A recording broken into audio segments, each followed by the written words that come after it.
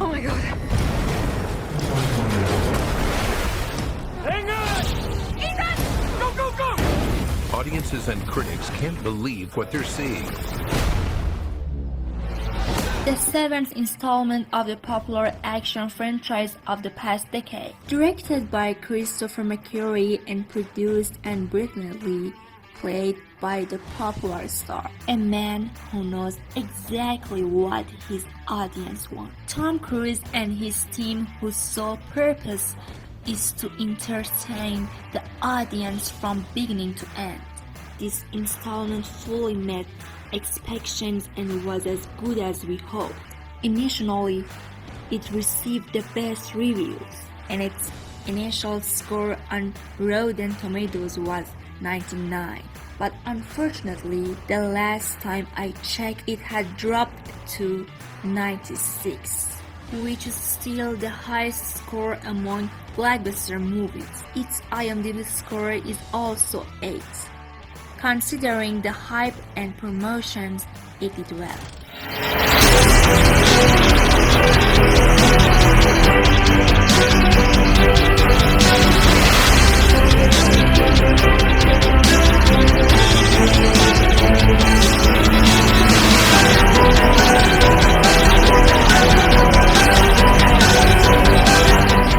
Welcome to Review Channel. Thanks for clicking on this video. Let's continue. The Mission Impossible franchise started in 1996 when the PlayStation 1 was the peak of technology. Over time, it got better and better, always competing with its previous installment. This film is currently praised as one of the best action films of the year and grossed about $24 million at the box office in just 2 days. And as of now, while I'm talking to you, it has sold around $540 million. The team consists of highly skilled agents who carry out dangerous and covert missions. The team members have changed throughout the series, but recurring characters like Ethan Hunt, Tom Cruise, and Luther Stickle, Vang Rams, have become popular and beloved figures. The movie starts with a Russian submarine patrolling.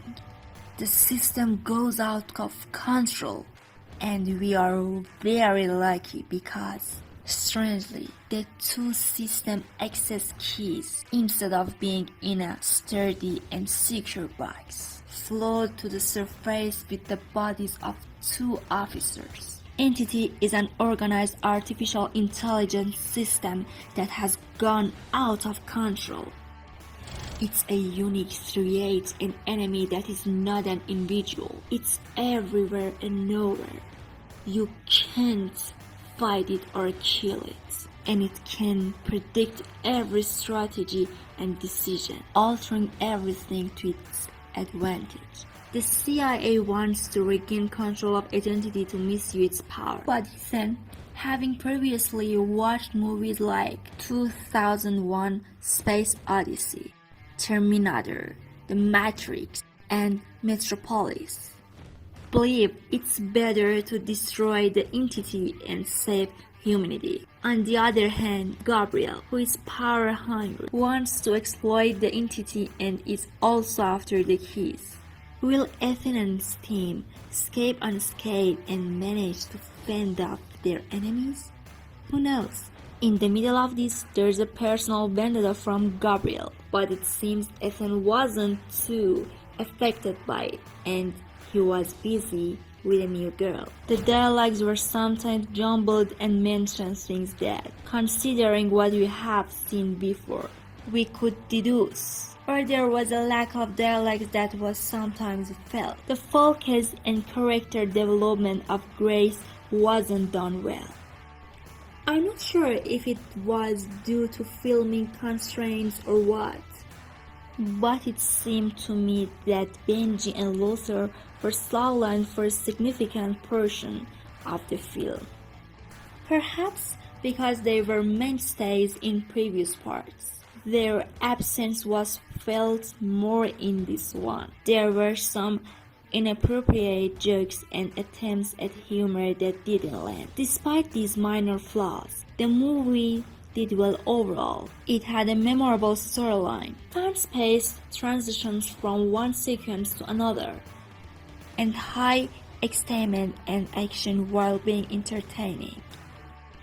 It gets even more thrilling when you know beforehand that they were on top of a real train. Tom Cruise really drove a car in actual locations, and the chases felt almost real.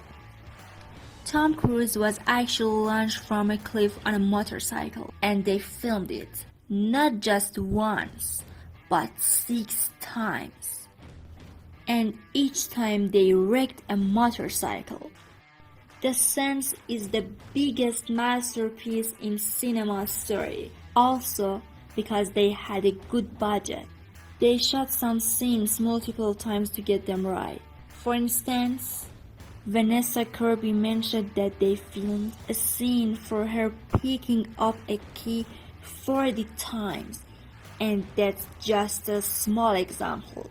It might interest you to know that Tom Cruise spent $620,000 to keep his actors and team on a pleasure cruise during the COVID-19 pandemic to ensure they didn't fall sick. Among all the parts, this one is the first to be entirely filmed digitally, and it took 4 years to become the longest segment. Interestingly, even though it's the first part, it concludes so well and reaches a point where its ending isn't boring and annoying. They say the second part will be out next June, but given Hollywood's current state, who knows what will happen, as no new date has been announced. Given that director Christopher McQuarrie mentioned that the movie's title refers to Ethan Hunt's death, something might happen in part 2 that we won't like. Grace is used to give us an idea of how agents are recruited and behave in it. Mission Impossible world and provides a fresh look into Ethan's past. As we know, Tom Cruise continues to deliver his signature high-stakes performances in the global cinema landscape and constantly presents top-notch movies. Now, I want to address a potential question you might have. Is it necessary to watch the previous parts before watching part 7? Technically and story-wise, no.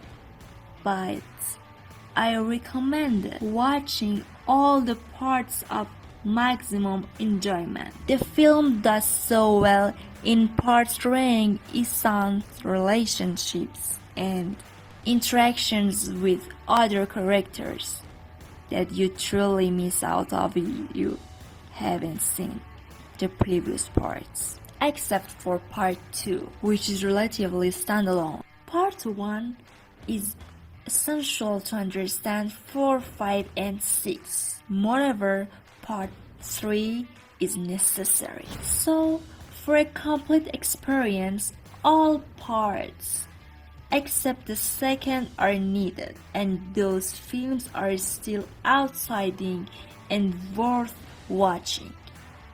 One point I wanted to mention, and I almost forgot, is that because of the advertisement about Tom Cruise's jump, we already knew he was going to jump.